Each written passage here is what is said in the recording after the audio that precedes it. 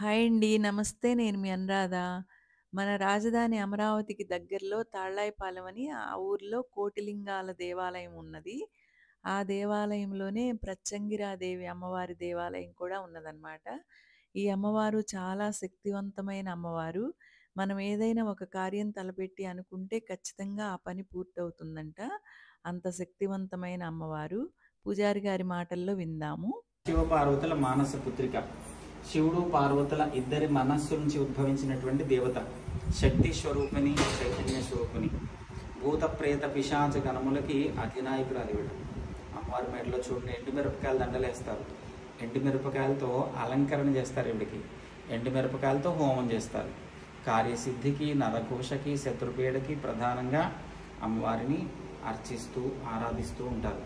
ప్రతి అష్టమి, పౌర్ణమి, అమావాస్య తిథులందు చాలా విశేషంగా పూజలు నిర్వహించబడుతూ ఉంటాయి.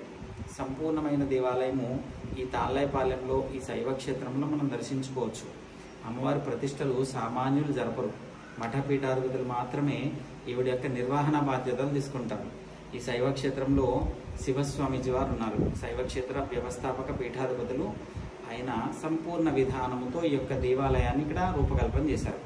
64 త్రిశూల ప్రతిష్టలతో, రాశి సంకల్ప గంటలతో, 64 శిరస్సులు కలిగినటువంటి అమ్మవారితో, ప్రతి పౌర్ణమి రోజున చంద్రకిరణాలు ప్రసరించే విధంగా శ్రీచక్ర ప్రతిష్టతో ఉన్నటువంటి ఏకైక దేవాలయము ఇదొక్కటి మాత్రమే.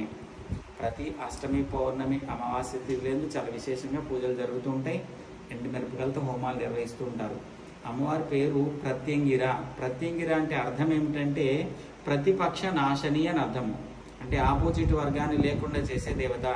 అలాగే ప్రతి మంత్ర భక్షిని, మన మీదకు వస్తున్నటువంటి మంత్ర ప్రయోగ దోషాలని పట్టుకొని భక్షించే దేవత. రక్షణ కొరకు ఈవిడని పూజించవచ్చు. కార్యసిద్ధి కొరకు పూజించవచ్చు.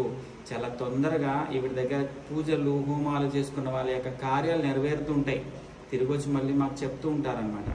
ప్రతి అష్టమి, పౌర్ణమి, అమావాస్య తిథులందు చాలా విశేషంగా పూజలు నిర్వహించబడుతూ ఉంటాయి. వచ్చిన ప్రతి ఒక్కరు కూడా, దర్శనానికి వచ్చిన ప్రతి ఒక్కరూ వారి వారి రాశి సంకల్ప గంటను 12 సార్లు మ్రోగించే విధానం ఈ దేవాలయంలో ఉంది. ఎవరి రాశి గంటను వాళ్ళు మ్రోగిస్తే ఆ మనసులో ఉన్నటువంటి, అంటే మ్రోగిస్తున్న వాళ్ళ మనసులో ఉన్నటువంటి యొక్క కార్యాలని శబ్దము ద్వారా ఆలకించి అనుగ్రహాన్ని ఇస్తారు ఆవిడ.